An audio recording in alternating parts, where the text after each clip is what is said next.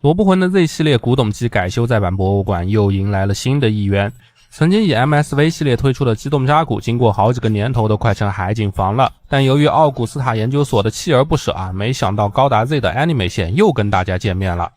该机原本是1年战争时期的培增基地的试作机，吉翁军的第一台完全采用立场马达作为关节驱动的机体，但不幸的是，就在项目即将完成之际，搭载了顶配版立场电机关节的白色恶魔研制成功，并在战场上大杀四方，于是该项目不得不探寻新的开发方向。那说到另一个广为人知的提高机动性的技术，那就不得不提到瓷器附魔了。于是技术人员将该技术融入了机动扎古，便以 MS-11 的型号进行了小批量的生产，并在驾驶员的反馈中收获了好评。而战后的机动扎古也被联邦军接收，虽然联邦的立场马达和瓷器附魔技术都已经有了成熟的运用，但奥古斯塔研究所却非常看好机动扎古的潜力，不仅给机动扎古升级上了高达技术线的瓷器附魔和电机，还换装了更高规格的发电机，使得机动扎古能够装备高威力的光束武器。至于到了0087年有没有加装全轴天驾驶舱和线性座椅，那这个就是必然的了。但作为奥古斯塔基地的守备力量，机动扎古的高机动性也成为了强化人训练的第一选择。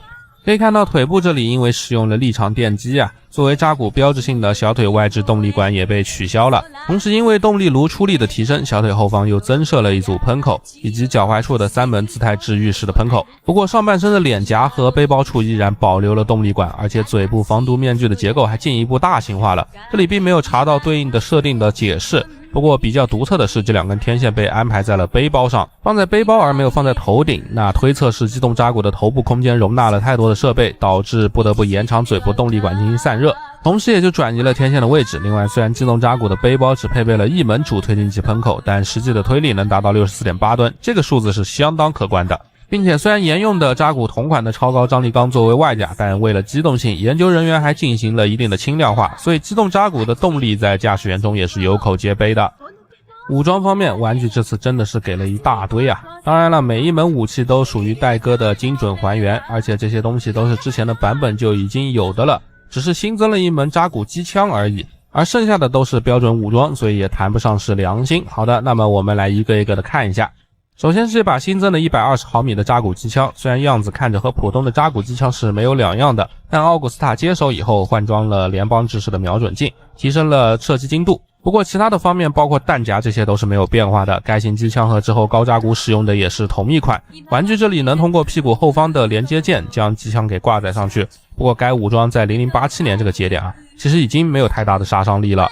真要论实用的话，还得是这把高扎古同款的 B287A 光束步枪。其实机动扎古一开始就是光束武器的实验平台，在培增基地时就已经搭载了光束步枪了，而且和这把 B287A 长得一模一样。当然设定里说那是该枪型的雏形试作版，强行给圆了回来。另外据说上一版戴哥的这把枪做的确实比例很大，也算是变相还原设定了。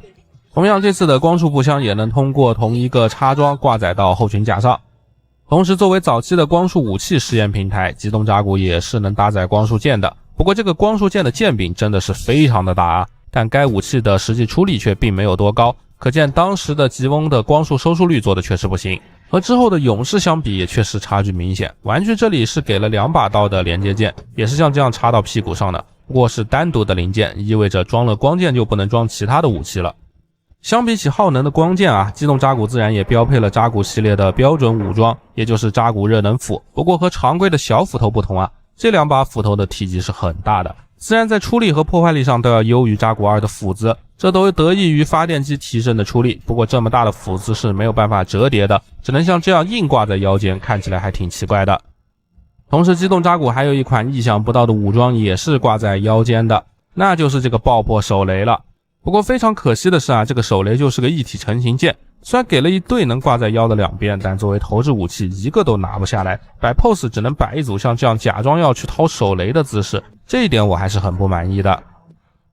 那最后的最后呢，终于轮到机动扎古的特制武器了，4连装赌牛式机枪。玩具这里还原的还是很精细的，首先后握把能前后的调整，枪尾端也有散热细节的鳍片，同时前握把也能像这样的旋转，这个超级大的弹夹也能还原方向的调整。同时这个像水枪打气筒一样的尾撑也能像这样做前后的长短调整，而玩过 GBO 2的兄弟都应该体会过这家伙扛着这把机枪的时候射速和伤害有多么的夸张，真的是让我印象极其深刻。另外这把枪当然也是能搭载到后裙甲上的。OK， 那咱们看完了武装和机设，再来看一下其他配件是什么样的情况。那除开武装以外 ，Anime 系列的配件一般就只剩下手型了。这次的机动扎古一共附属了5对手型：握枪手、放松张开手、用力开掌手、空心握拳手以及斜向握持手，都能算得上是比较实用的手型。至于本体呢，相比之前培增基地的版本，奥古斯塔版本的配色显然要更顺眼一些。除了零星的黄色涂装点缀啊，本体采用的是低饱和度的蓝色和蓝灰色，看起来更有实战军武风，并且细节给的也并不肉。我个人来说是更喜欢这个版本的。可动方面自然和之前就是一个样了，这边简单的就过一下。首先头部保留了 Anime 扎古同样的脖子拉伸，抬头和低头都能有30度左右的幅度表现。不过左右的歪头就基本没有了，幅度大概也就是30度左右的样子。不过球关的左右转头还是没有什么问题的。当然了，打开天灵盖后转动眼睛也算是基本的操作了。肩部前伸关节有2层，胸甲有1层，拉伸关节也有一段，前伸有30度以上。肩甲具备一段上下的摆幅，不过避让幅度并不大。大臂的360度大风车是没有什么问题的。不过手臂的平台因为避让不到位啊，所以也就是70度的样子。大臂根部做了一个转轴，能够平转360度。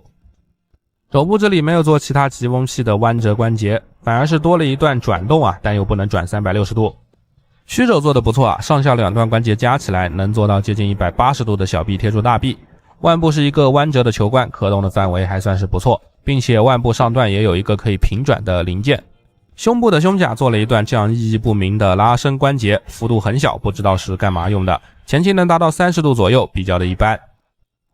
后仰的幅度也差不多就是25度，非常的普通。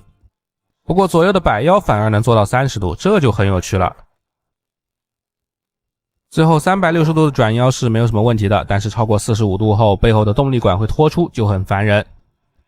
侧裙甲的关节在上段能做这样的超大幅抬起，前裙甲也能抬90度，但这个抬起的位置不太好啊，后裙甲就完全不可动了。大腿前踢能轻松达到标准90度，后踢也能达到接近90度，但侧踢只有60度，而且如果超过线位的话，就很容易把大腿也拽下来。大腿的根部做了左右平转90度的关节。屈膝虽然也有膝盖甲的联动，但最后幅度也就是90度多一点，很拉垮。脚踝前方的装甲有一段可有可无的抬起，而整个脚掌的前后抬幅度也都是非常可有可无的，加起来30度左右。脚踝的平转倒是没有什么问题，